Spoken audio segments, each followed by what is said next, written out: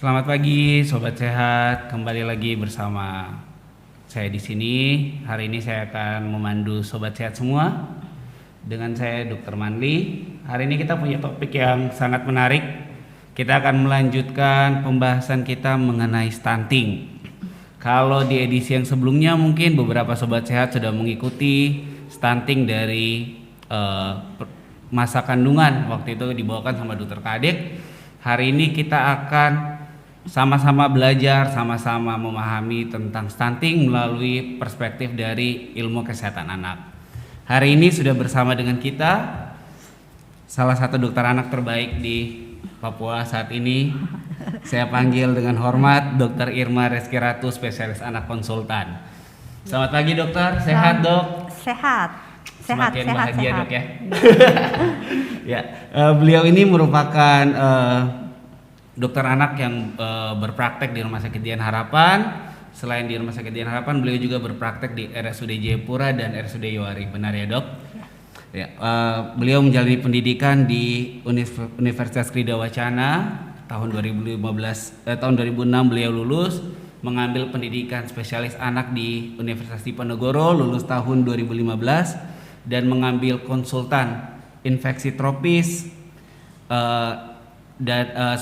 kedokteran dan infeksi tropis ya dok? Iya, infeksi dan penyakit tropis. Infeksi dan penyakit tropis di Fakultas Kedokteran Universitas Indonesia, lulus tahun 2021 dan saat ini satu-satunya ya dok konsultan tropis untuk anak di Papua. Sementara ini satu-satunya konsultan tropis anak di Papua. Ada juga satu di Timika. Di Timika ya dok? Dokter Jenrini. Jenrini berarti di Jayapura dokter satu-satunya. Oke, baik. Sebelum kita memulai hari ini dok, topik yang saat ini mungkin topik yang sangat digaungkan oleh pemerintah ya dok, mengenai stunting dok. Karena ternyata stunting ini sangat berpengaruh terhadap kehidupan siklus hidup manusia ya dok. Ya. Bukan hanya pada masa kanak-kanak, tetapi pada saat dewasa pun stunting ini ternyata sangat mempengaruhi kualitas hidup dari seseorang ya dok. Ya. Dok, sebelum memulai dengan materi yang lebih berat nih dok, saya ingin tanya dulu dok, apakah stunting itu selalu pendek dok? Iya, jadi kalau stunting memang dia pendek. Jadi kita harus membedakan antara stunted dan stunting. Dua-duanya pendek. Jadi kalau stunted adalah perawakan pendek atau tinggi badan anak terhadap usia kurang dari -2 SD, kurva yang kita pakai dari WHO. Jadi untuk bilang pendek kita nggak bisa ukur anak kemudian kita deret, oh ini pendek, ini tinggi, ini pendek, ini tinggi, tidak bisa. Tapi kita harus plotkan tinggi badan sesuai usianya ke kurva WHO, yang kurva tinggi badan terhadap usia yang dikeluarkan oleh WHO. Nah kalau misalnya tinggi badan terhadap usianya kurang dari -2 standar deviasi, kita bisa katakan dia pendek atau stunted. Nah, apa itu stunting? Stunting adalah perawakan pendek disertai dengan kekurangan malnutrisi kronis. Bisa disebabkan oleh infeksi, bisa disebabkan juga oleh infeksi ataupun penyakit lainnya. Jadi kalau misalnya stunting, dia pendek plus kekurangan malnutrisi yang kronis. Itu. Jadi bisa didefinisikan dok, semua stunting pasti pendek? Ya, semua anak stunting pasti pendek. Tapi yang pendek belum tentu stunting. Ya, yang pendek belum tentu stunting. Karena bisa juga dia pendek, memang ada perawakan pendek karena memang keturunan atau kita bilang familial short stature. Jadi memang tinggi badannya pendek karena orang tuanya juga pendek. Tetapi dia tidak stunting. Jadi kalau misalnya sebagai bisa jembatan kelita kita bilang kalau stunting itu dia pendek plus dia kurus. Pendek sama berat badannya itu kurang dari usianya. Ya. Itu. Berarti lebih mudahnya untuk masyarakat ya dok, masyarakat awam dok. Kalau misalnya kita menghitung kurva kan itu udah pekerjaan kita sebagai orang medis ya dok. Kita melihat bukan hanya dari tinggi badan, tetapi juga dari berat badan dan sakit, riwayat penyakit ya dok. Ya bisa dibilang ya, misalnya kalau anaknya kok ini sering-sering demam, sering-sering radang, sering-sering batuk pilek dengan perawakan pendek, dengan tubuh yang cenderung lebih kurus juga dok, berat badannya kita bisa orang tua udah harus waspada ya dok, udah mulai bisa berpikir bahwa wah jangan-jangan anak saya ini stunting ya dok ya. Karena kalau anak yang resiko mengalami infeksi yang berulang merupakan salah satu faktor resiko anaknya jadi stunting. Jadi kalau misalnya anaknya mengalami infeksi berulang seperti diare berulang, infeksi saluran pernafasan berulang, atau malaria berulang, atau kena TBC, nah bisa saja anaknya jadi stunting. Jadi harus diukur tinggi badan dan juga berat badannya. Tinggi badan, berat badan. Baik dok. Dok, satu pertanyaan dari saya dok. Kenapa isu stunting ini menjadi sangat booming akhir-akhir ini? Ya kalau sepengetahuan saya mungkin kalau di Indonesia sendiri kita baru mulai booming ngejar stunting ini sekitar 3 atau 5 tahun terakhir ya dok mungkin ya. Bahkan pemerintah akhirnya membuat kesepakatan harus ada anggaran khusus penanganan stunting. Kira-kira demografinya atau kasusnya seperti apa sih dok di Indonesia dan efeknya apa nih dok? Ketika anak-anak Indonesia banyak yang stunting, efeknya apa ke depannya dok? Jadi kenapa isu stunting sekarang jadi booming? Karena kita mau menciptakan generasi emas di Indonesia. Jadi anak yang stunting beresiko untuk ke depannya nanti performanya saat dewasa itu mengalami gangguan. Jadi misalnya gangguan kognitif, kemudian daya tangkapnya yang kurang, jadi akhirnya dengan daya tangkap yang kurang, kemudian IQ yang kurang, jadi kan nanti di usia dewasa bisa saja performanya saat kerja itu juga terganggu. Itu jadi pemerintah mengharapkan dengan menggalakkan stunting, pencegahan dan tata laksana terhadap stunting, diharapkan nanti ke depannya anak-anak Indonesia ini tidak ada yang stunting. Kemudian juga target pemerintah adalah di tahun 2024 itu harus turun menjadi 14%. Karena sekarang di Indonesia di tahun 2021 angka stunting itu mencapai 24,4%. Wah tinggi ya dok. Tinggi, berarti masih 1 tinggi. dari 4 anak-anak itu mengalami stunting dan 1 dari 4 orang Indonesia bisa dibilang kedepannya bekerja performanya tidak akan terlalu baik ya dok. Iya. Itu jadi diharapkan karena targetnya adalah penurunan.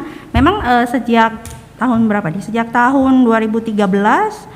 Sekarang 2023 ya. 2023. Nah itu tahun depan tuh harus turun sampai 14%.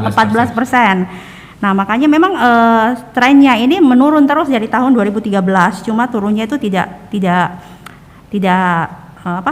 turun yang signifikan. Jadi diharapkan di tahun 2024 bisa turun sampai 14% dari 2021 itu 24,4%. Itu. Ya, mungkin dengan usaha-usaha stunting ini yang membuat kita nih generasi yang lebih tua dok udah mulai merasa kayak, waduh, anak Manli sudah tua. Dokter Manli sudah tua. Saya 21 tahun dok. Gitu. Cuma kalau membandingkan dengan adik-adik saya yang SMP seperti itu dok, kayak wah mereka SMP udah tinggi ya. Perasaan dulu saya SMP tuh masih buka pintu tuh masih buka grendelan atas tuh masih grendelan atas gitu. Tapi sekarang mereka udah pada bisa dok. Soalnya sekarang gizinya juga semakin baik, pencegahan infeksi juga fasilitas kesehatan juga semakin lengkap. Jadi tata laksana atau pencegahan terhadap penyakit infeksi yang mungkin saja bisa menyebabkan stunting itu bisa lebih baik dibanding yang dulu. Iya. Gitu.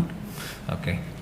Dok sebelum kita lanjut nih saya mau mengingatkan juga buat Sobat Sehat, mungkin selama mendengarkan live IG ini Sobat Sehat punya pertanyaan, punya sesuatu yang ingin ditanyakan mengenai stunting, boleh langsung mengetik di kolom komentar, nanti akan saya tanyakan kepada pembicara kita hari ini ya. Mumpung di live IG, mumpung bisa bertanya sebebas-bebasnya ya dok. Nggak kena tarif konsul ya dok ini ya. Iya. gratis free, jadi bolehlah bertanya ya. Nanti boleh ditulis di kolom komentar. Pertanyaannya akan dibacakan. Kita lanjut ya dok. Dok, selain program penanganan stunting itu saya pernah dengar mengenai 1000 hari pertama kehidupan. Ya pemerintah juga menggalakkan itu bahwa penting sekali mengenai 1000 hari pertama kehidupan. Kira-kira 1000 hari pertama kehidupan ini apa dok, dan sepenting apa sih, dan hal apa nih sebagai orang tua? Kalau saya nggak bilang sebagai orang tua, saya sebagai calon orang tua ke depannya. Hal apa yang harus saya persiapkan nih buat generasi penerusnya saya dok kira-kira? Sebelumnya saya ingin menjelaskan mengenai 1000 hari pertama kehidupan. Jadi 1000 hari pertama kehidupan bukan dimulai dari saat bayi itu lahir, tidak, tetapi saat bayi sudah dalam kandungan. Jadi sejak ibu hamil, berarti kan hamil ada 9 bulan. Berarti ideal ya, hamil 9 bulan kita kalikan 30 hari jadi sekitar 270 hari. Kemudian dari lahir hingga usia 1 tahun itu ada 365 hari. Kemudian 1 sampai 2 tahun itu juga ada 365 hari. Jadi totalnya itu dari bayi dalam kandungan sampai usia 2 tahun itulah yang kita sebut sebagai hari pertama kehidupan. Nah, kenapa penting di sini? Karena dari usia sejak masih dalam kandungan saat ibu itu sudah hamil sampai usia 2 tahun terjadi pertumbuhan cepat di otak. Jadi otak mengalami pertumbuhan yang sangat cepat, ada kita bilang sinaptogenesis, ada istilahnya saraf yang satu berhubungan dengan saraf yang lain. Jadi itu berperan, sangat berperan untuk kehidupan nanti ke depannya. Jadi kalau ada sesuatu yang terjadi pada saat kehamilan hingga usia 2 tahun, bisa saja ke depannya jadi ada insult misalnya penyakit ataupun sanitasi yang kurang ataupun lingkungan yang tidak memadai untuk anak itu tumbuh, itu bisa menyebabkan anak beresiko untuk terjadinya stunting. Jadi yang harus diperhatikan adalah yang pertama pada saat antenatal atau pada saat dalam kandungan, berarti untuk mencegah stunting mungkin yang minggu lalu sudah dijelaskan oleh Dr. Kadek. Jadi orang tua harus cukup. Yang pertama adalah nutrisinya juga cukup. Yang penting adalah zat besi, asam folat dan juga ada omega 3 ataupun kalsium dan vitamin D yang harus dikonsumsi oleh ibu hamil. Nah, kesehatan mental ibu hamil ini juga sangat penting. Karena kalau misalnya kesehatan mental dan dukungan yang tidak memungkinkan dari lingkungan keluarganya itu juga bisa menjadi faktor resiko nanti anaknya lahir stunting. Tinggi badan orang tua. Jadi tinggi badan ibu pada saat hamil walaupun misalnya dia sudah pendek karena stunting, itu juga bisa menjadi faktor resiko anaknya lahir dengan kedepannya bisa menjadi stunting. Nah, itu pada saat kehamilan. Nah, pada saat 1 tahun pertama yang penting apa saja? Jadi yang penting pada saat tahun pertama adalah ASI eksklusif. ASI eksklusif ini termasuk IMD atau inisiasi menyusui dini. Diharapkan dalam 1 jam pertama bayi lahir dia sudah bisa menetek ke ibu. Nah, kemudian yang lain adalah makanan tambahan di usia 6 bulan. Jadi jangan memberikan makanan tambahan sebelum usia 6 bulan. Ya, sering itu. Ya, itu sering. Jadi pisang. karena dibilang pisang. Nenek saya dulu, kamu juga dulu dikasih pisang di usia 3 bulan aman-aman saja. Ya mungkin dulu aman, kita bilang bejo, tapi tidak boleh karena makanan tambahan atau makanan padat dimulai di usia 6 bulan. Nah, kemudian yang penting lagi di sini adalah nutrisi, kemudian infeksi yang dialami oleh pasien ini dalam 1 tahun pertama, kemudian imunisasi. Nah, imunisasi ini juga penting. Kenapa? Karena imunisasi dasar hingga usia 9 bulan ini berperan untuk mencegah terjadinya penyakit-penyakit yang dapat dicegah oleh imunisasi. Jadi kalau misalnya imunisasinya tidak lengkap, bisa saja pasiennya kan kita ada imunisasi polio, bisa saja pasiennya terkena polio kalau tidak diimunisasi. Ada campak, pasien bisa saja terkena campak yang lebih berat kalau tidak diimunisasi. Ada imunisasi pencegahan radang paru dan radang otak. Kalau tidak diimunisasi dan tidak lengkap imunisasinya, beresiko terkena infeksi paru ataupun infeksi radang otak. Nah, sampai usia 2 tahun, yang penting ini apa usia 2 tahun? Yang penting adalah selain tadi usia 6 bulan kan ada makanan tambahan. Nah, ASI yang dipanjangkan sampai usia 2 tahun. Jadi penghentian ASI yang lebih cepat itu memiliki faktor resiko anaknya jadi stunting. Nah, sama juga ya, sampai 2 tahun ada imunisasi dan juga lingkungan ataupun infeksi yang terjadi pada anak itu beresiko untuk anak jadi stunting. Jadi memang sebenarnya untuk menghadapi stunting ini kita butuh persiapannya itu bukan hanya pada saat anak lahir ya, Dok? Iya, tidak.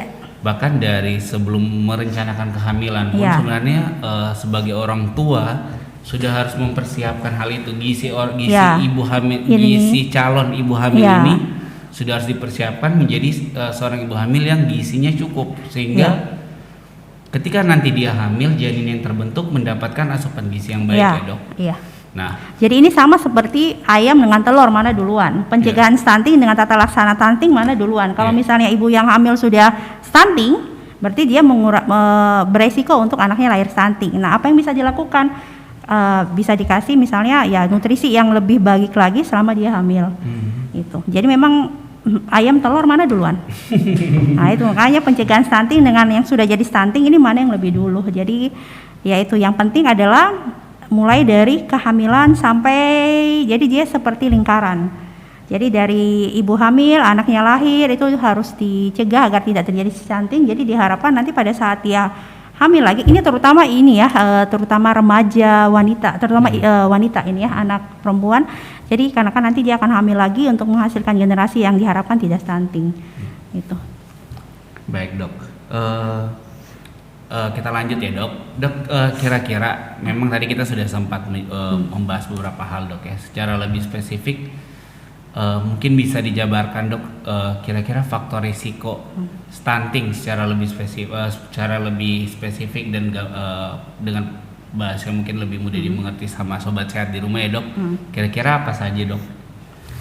Faktor resikonya kita bisa bagi. Yang pertama dari lingkungan keluarga atau faktor ibu atau lingkungan keluarga. Yang kedua adalah asupan nutrisi yang tidak adekuat. Kemudian juga ada faktor yang menyusui, sama yang terakhir adalah infeksi. Nah, yang paling penting lagi adalah faktor sosial dan politik, sosial ekonomi dan politik. Karena ini juga berpengaruh terhadap faktor resiko stunting. Nah, kalau misalnya yang pertama mengenai faktor ibu dan keadaan sosial ekonomi dan faktor dalam keluarga itu yang berpengaruh apa? Ibu hamil tadi sudah saya jelaskan. Nah, faktor yang dalam keluarga yang berpengaruh apa? Yang pertama adalah pola asuh dalam keluarga itu seperti apa? Apakah anaknya diasuh sendiri atau dengan pengasuh, itu juga berpengaruh. Terus yang kedua adalah isu yang tadi ya, kesehatan mental ibu hamil, kemudian kepadatan dalam rumah. Jadi kalau misalnya rumahnya terlalu padat, ya juga beresiko anaknya menjadi stunting. Nah, yang kedua adalah menyusui. Yang berperan di sini adalah ASI eksklusif harus diberikan selama 6 bulan. Kemudian penghentian ASI jangan terlalu cepat. Jadi memang diharapkan bisa diberikan sampai usia 2 tahun. Dengan tetap memberikan makanan tambahan di usia 6 bulan. Nah, kemudian IMD tadi ya. Jadi IMD atau inisiasi menyusui dini diharapkan bisa diberikan dalam 1 jam saat bayi lahir, setelah bayi lahir. Nah, faktor lain yang berpengaruh adalah infeksi.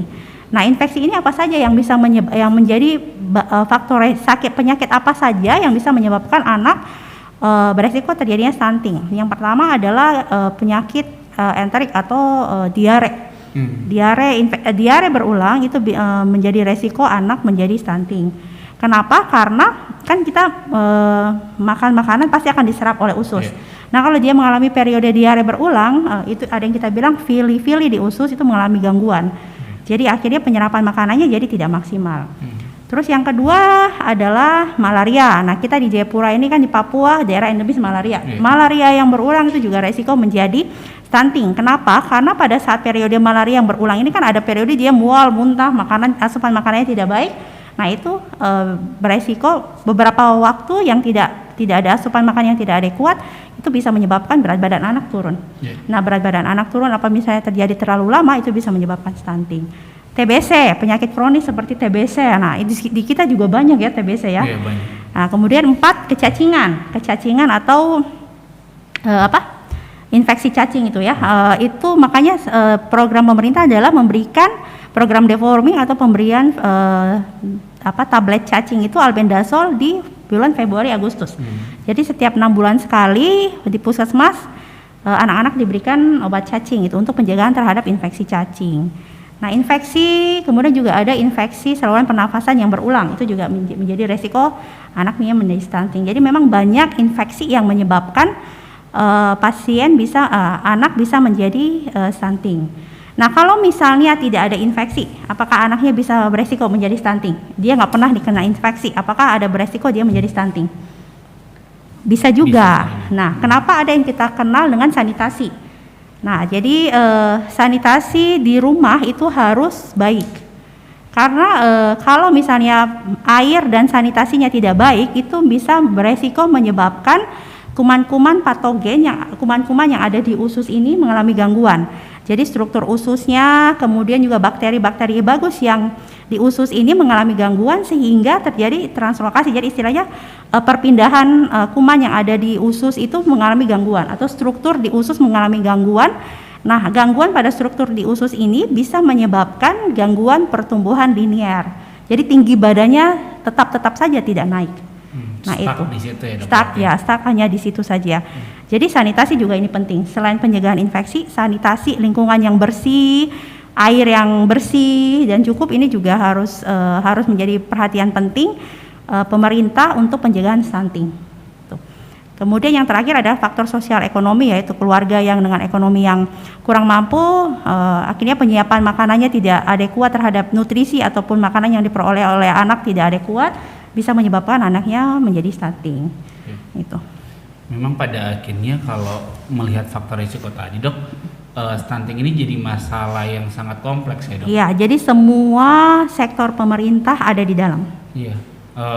Ya contoh paling nyata sosial ekonomi ya dok. Iya. Maksudnya itu sebenarnya bukan kerjaan kita lah sebagai orang kesehatan ya. Itu akhirnya stunting ini harus kerjasama dan sinergi kerjasama untuk mengatasinya itu dari berbagai pihak, bukan Iya. hanya dari pihak kita sebagai orang kesehatan ya dok. Iya, jadi ada beberapa pihak untuk mengurus sanitasi dan air. Iya. Itu kan ada sektor pemerintah tertentu, kemudian untuk yang ekonomi juga penyediaan lapangan kerja itu kan juga bukan dari kesehatan. Ya, dan ya dari faktor risiko tadi sebenarnya kalau saya dok, saya jadi ada satu kesimpulan sih dok. Punya anak itu dipersiapkan. Ya dok ya. Iya. Harus mempersiapkan kalau punya anak, jangan ya punya anak Ya kan terus tanpa kita mempersiapkan ya dok. ya harus, yang penting adalah kualitas anak, bukan kuantitas anak. Jadi tapi kalau misalnya kuantitas dan kualitasnya terjamin dan baik, ya bisa anak bisa tumbuh menjadi generasi emas Indonesia yang kita harapkan itu. Jadi tumbuh kembangnya optimal. Nah, tapi kalau misalnya dia mengharapkan hanya kuantitas saja, jumlahnya saja yang banyak, belum tentu kualitasnya baik. Ya. Itu jadi memang anak harus berkualitas. Jadi kualitasnya juga harus baik. Jangan hanya kuantitas saja yang itu, tapi kualitasnya juga harus baik gitu. Benar dok, siap dok. Wah, dok ini sebelum kita lanjut nih udah ada 2 pertanyaan dok. Iya. Dari yang nonton ya dok. Saya mulai dulu dok ya, dari Alexandra Agatha. Izin bertanya dok, jika ASI sama sekali tidak keluar sehingga bayinya harus diberi susu formula, apakah hal itu berpeluang memperbesar risiko stunting pada bayi? Iya. Jadi kan salah satu faktor resiko adalah anak tidak ASI eksklusif. Tetapi pada kondisi tertentu di mana anak memang tidak diberikan ASI, tapi sebenarnya ASI tidak keluar, itu nggak mungkin nggak keluar. Jadi bisa itu bisa dirangsang. Jadi dengan pada saat lahir memang ASI, apalagi pada anak yang kehamilan pertama, itu ASI pada hari pertama tidak keluar, mungkin hanya setetes juga mungkin tidak. Jadi biasanya akan mulai ASI jumlahnya akan mulai banyak di hari ketiga sampai hari kelima. Ada beberapa ASI booster ataupun yang obat-obat untuk merangsang ASI yang bisa diberikan kepada ibu hamil agar ibu menyusui agar ASI-nya bisa keluar dengan baik. Nah, yang penting juga ibu menyusui tidak boleh stres. Yang sering itu adalah, aduh ASI saya tidak keluar, ASI saya tidak keluar, ini anak saya minum apa? Jadi akhirnya dia stres. Jadi stres itu bisa menyebabkan produksi ASI berkurang. Kemudian intake cairan yang kurang juga itu bisa menyebabkan produksi ASI berkurang. Jadi ibu menyusuinya jangan stres dan juga harus intake makanan ataupun cairan yang cukup. Nah, apakah dia berpengaruh terhadap stunting? Memang itu salah satu faktor risiko menjadi stunting. Tetapi kalau misalnya ASI eksklusif ini penting karena di ASI itu banyak zat-zat yang berpengaruh terhadap imunitas tubuh adik yang dibutuhkan oleh imunitas anak. Nah, kalau misalnya memang tidak bisa memberikan ASI, jadi kalau misalnya alasan ASI tidak keluar itu tidak ya, jadi pasti akan keluar. Tapi memang ada pada penderita tertentu kan tidak diberikan ASI. Contohnya misalnya pada penderita anak yang lahir dari ibu yang HIV. Nah, itu kan salah satunya adalah kita memberikan susu formula. Jika orang tuanya mampu ya, kita berikan susu formula. Nah, apakah nanti dia beresiko menjadi stunting? Nah, itu hanya salah satu faktor resiko. Kalau misalnya faktor resiko yang lain bisa dicegah, anak bisa tidak jadi stunting. Penyiapan susu formula pun itu harus steril. Karena yang tadi ya, salah satu faktor yang penting adalah air dan sanitasi. Kalau penyiapan susu formulanya tidak steril, tidak bersih, nah tetap anak beresiko terhadap stunting. Jadi itu hanya salah satu faktor resiko jadi stunting. Kalau misalnya faktor resiko yang lain bisa dicegah, ya anak bisa tidak stunting. Jadi kesimpulannya dok, yang pertama tetap sebaiknya ASI eksklusif. Tetapi kalau dalam keadaan tertentu yang terpaksa tidak bisa ASI eksklusif, menggunakan susu formula tetap bisa, tetapi harus memperhatikan sanitasi dan kandungan gizinya ya dok.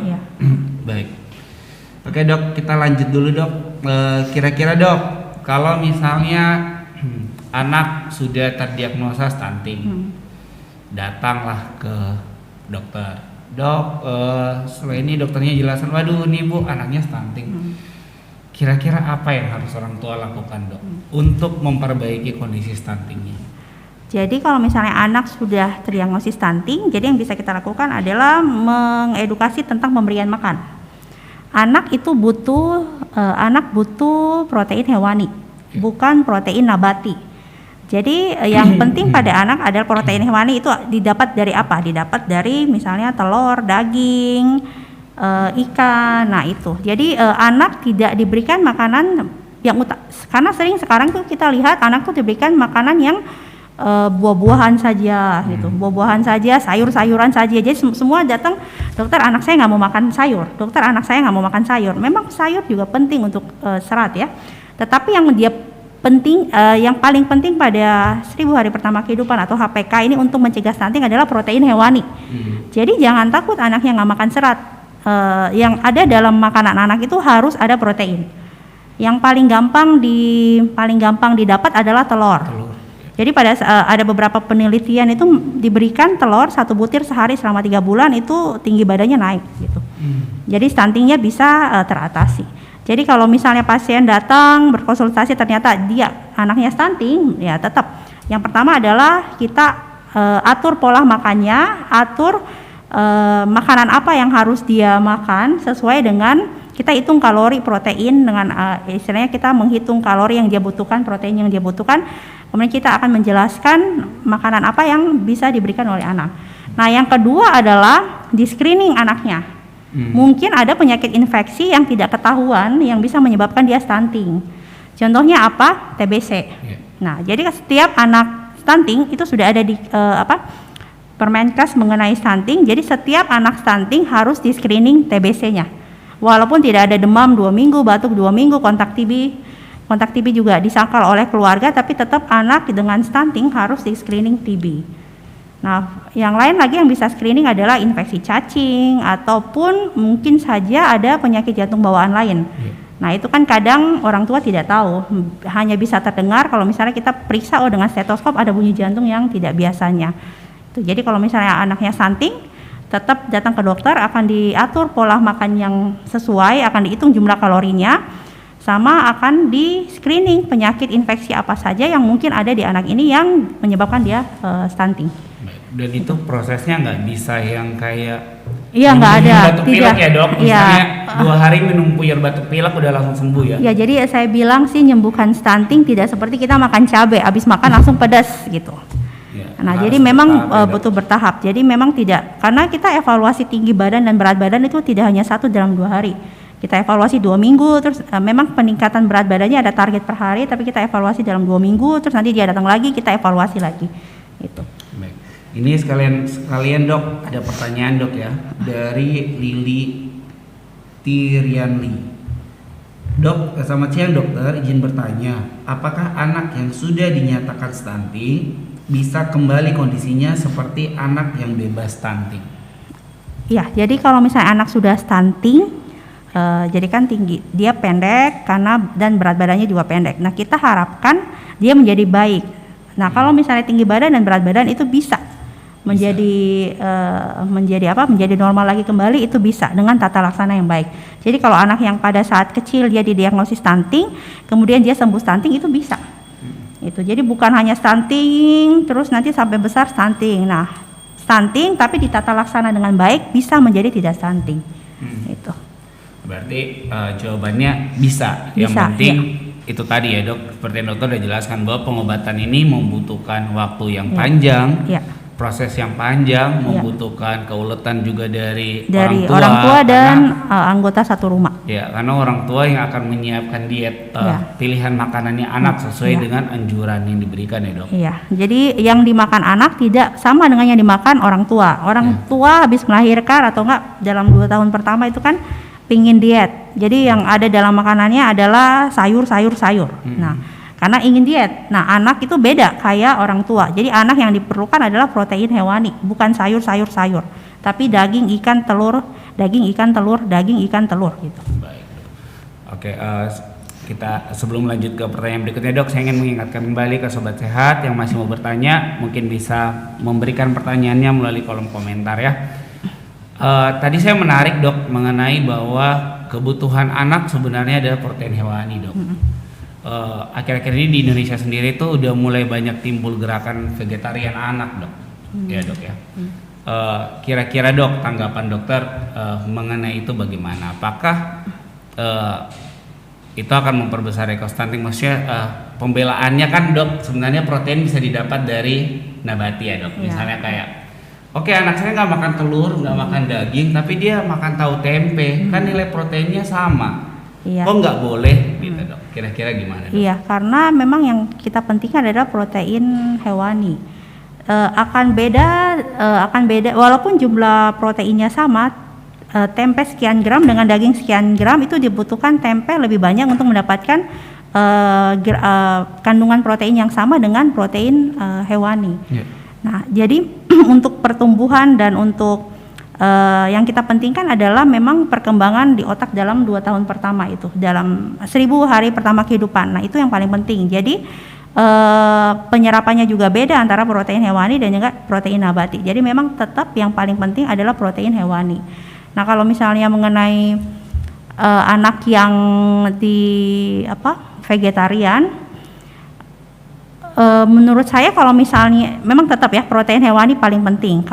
Dan dia harus menjaga faktor resiko lain. Memang dia makan protein hewani, tetapi dia kena infeksi, dia tidak imunisasi, tetap sama anaknya bisa jadi resiko stunting. Jadi kalau misalnya dia mengkonsumsi protein nabati, faktor resiko stunting yang lain ini juga harus dihindari. Jadi bukan penting protein hewani saja, tidak. Faktor resiko lain yang bisa menyebabkan terjadi stunting itu juga harus diatasi.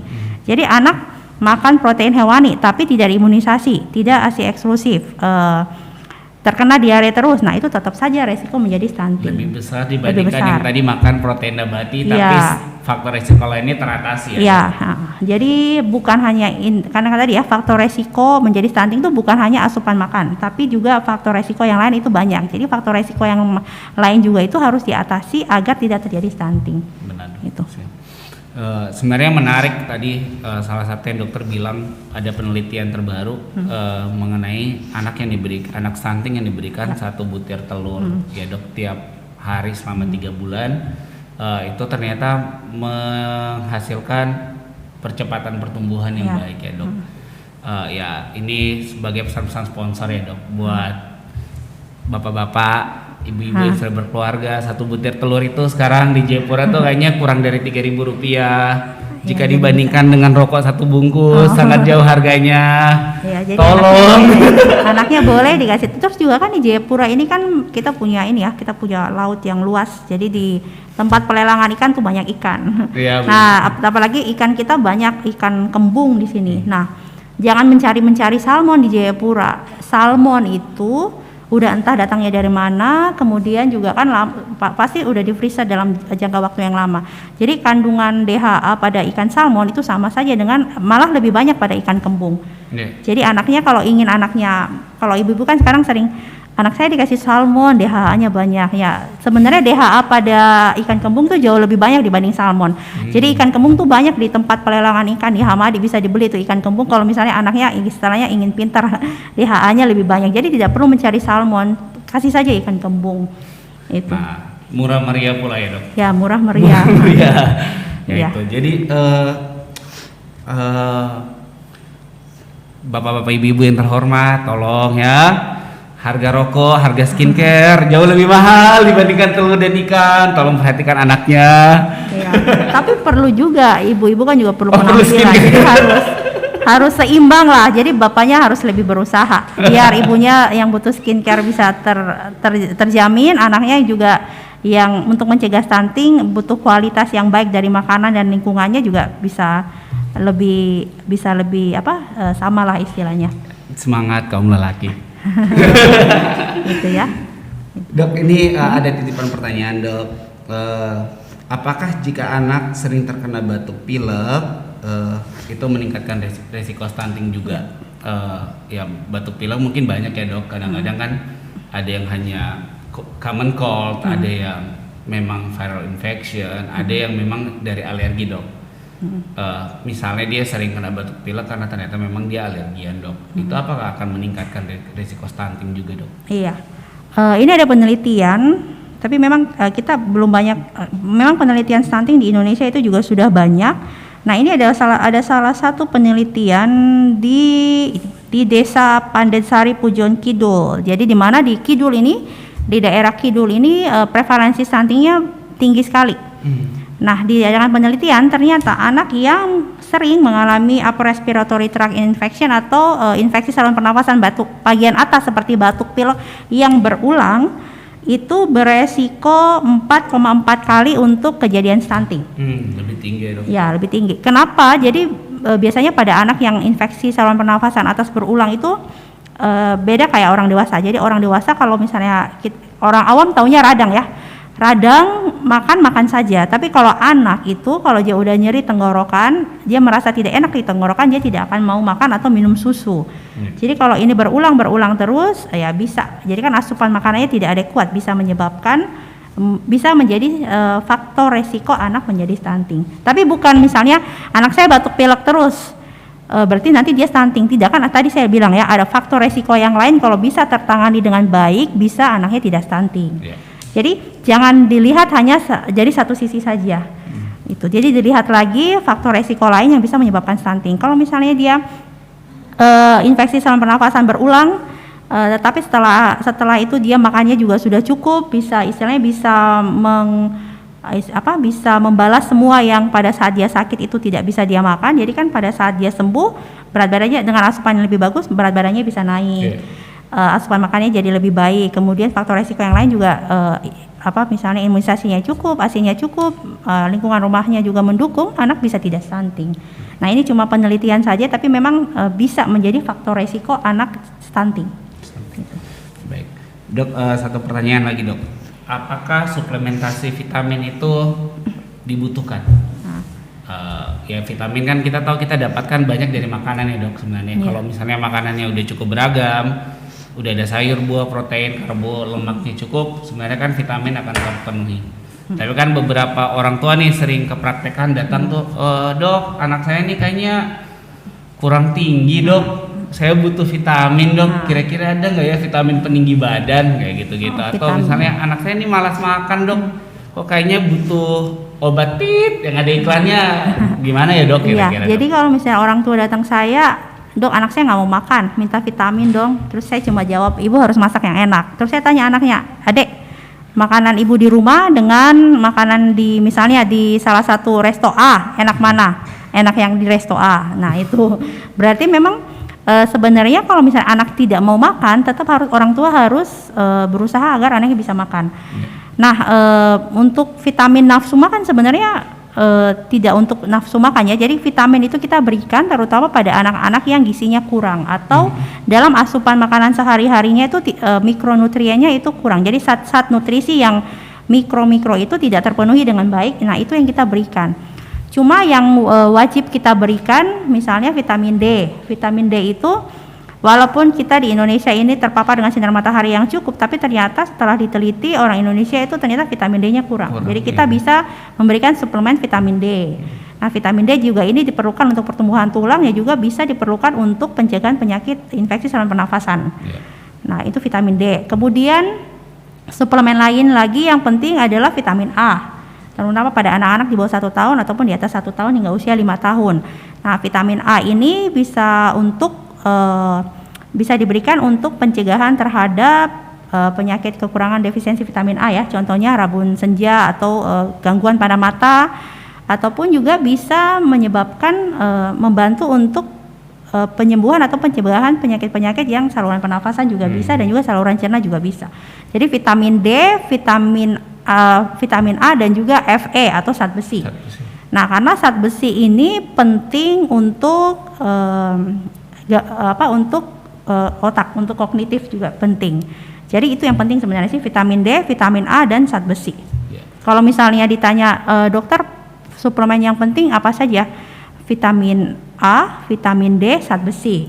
Nah, pada bayi-bayi prematur memang itu untuk anak yang lebih besar. Nah, untuk anak yang kecil misalnya bayi lahir yang prematur, nah kalau misalnya bayi lahir cukup bulan, Dia kan istilahnya sudah memang udah mendapat semua nutrisi yang ada pada ibunya, jadi pada saat dia lahir udah cukup lah, kemungkinan besar sudah cukup. Nah tapi pada bayi prematur dia belum dapat yang cukup dari orang tuanya, dia sudah lahir. Jadi itu kita bisa memberikan vitamin-vitamin kepada bayi-bayi prematur.